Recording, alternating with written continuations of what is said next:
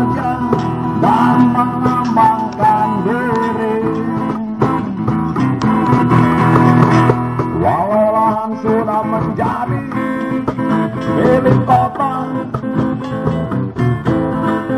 bukan berarti desa lemah tak berdaya. Desa adalah kekuatan sejati. Negara harus berpihak pada para petani. Entah bagaimana caranya desa bangsa depan kita. Keyakinan ini datang begitu saja karena aku tak mau celaka.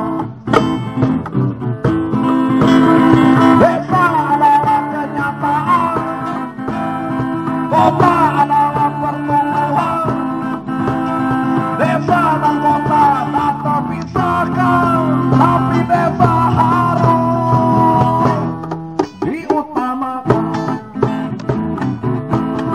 Di lumbung kita menabung, datang pacaklik kita tak bingung.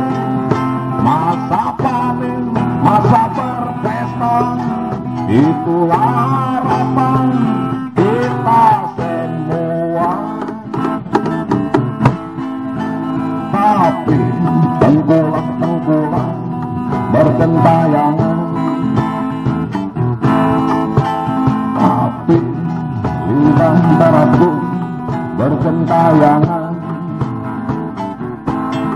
Untuk apa punya pemerintah kalau hidup terus-terusan susah? Di lumbung kita menabung, datang pajak kita tak bingung. Masa panen, masa berpesta, itulah harapan kita semua. Desa harus jadi kekuatan.